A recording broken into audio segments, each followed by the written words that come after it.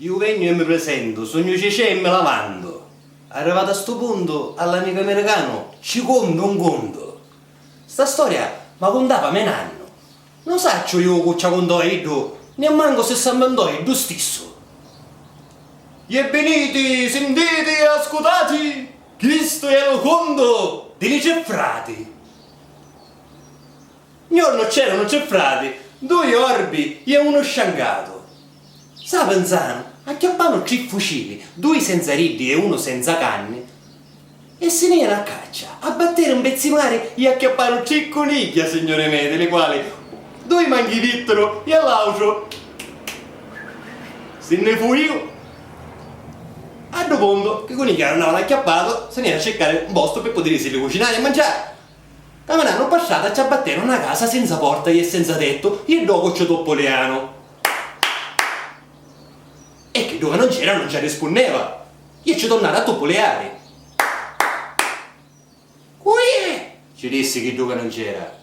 E ho frate più Nico. Siamo tre frati, siamo venuti per cucinare nei conigli che non hanno mai acchiappato, ci vedi qualche cosa? E che dove non c'era? Non c'è niente, da, ci sono due pignati, una è sponnata e l'altra è senza forno, che da che volete li pigliati? E ho frate più Nico. Chi ne andiamo a fare di chi è sponnata, li chiamano chi è senza forno, no? E signori miei, si acchiappano sta pignata senza forno, c'è forchetta senza corna, quattro cucchiaie senza manico, due codelli senza lama, si linghera un gufino di vino e un manaro di acqua, si misero frisco sul temperere per rossino, si ne acchiappare quattro rami in bosco di menta e con fuoco che non c'era, si rustero, i coniglia che mancavano acchiappato. Creditemi, mangiaro io e vippero che non se ne addonava un nutto. A due conto, che la panza mezza leggia e mezza vacante, se ne erano a casa e mentre camminavano sopra una sedia con l'acqua, o frate Nico che lo sciancato ci girò per darrere e se ci invocò e ammanzano il ginocchio. Stai bugiando, io ammazzo il ginocchio, vuoi fare, sto morendo, Non sapendo che fare, se ne erano a cercare il dottore e il dottore non c'era. Se ne erano a cercare un medico e ci dissero che il medico era in campagna, se ne erano in campagna a trovare il dottore che azzappava e il medico che rimonava. E così ci dissero dottore. E hanno trovato che lo sciancato ci trovava e ammazzare con l'acqua si ci può e ammazzare il ginocchio, come fai? A dove? Un medico tagliò, io il dottore questo tono, io ci disse, da così. No, non è grave, no. Se campa non muori, e se non muori campa.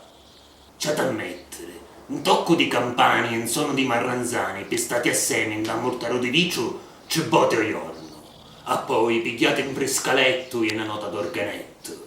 Acchiappate in tamboreggio, annacate in giangianello. Se campa non muori, e se non muori, campa. Vi dicevo, Mario Davide, questa storia è molto curiosa perché in realtà io non l'ho sentita da mio nonno, in realtà io l'ho sentita da quello che un po' forse ora è il fratello, il compagno di tutti, cioè da internet. Facendo un po' di ricerca, trovando degli spezzoni di questa storia di qua e di là, un po' curiosa e un po' banale questa vicenda che ti racconto, no? Ma trovando degli spezzoni di questa storia un po' di qua un po' di là ho cominciato a raccontarla, l'ho fatta mia, ho aggiunto qualcosa, magari ne ho tolto altre. È una storia senza senso, come hai capito, che alla fine è molto bella perché riesce a cattivare l'attenzione sia dei grandi che dei bambini.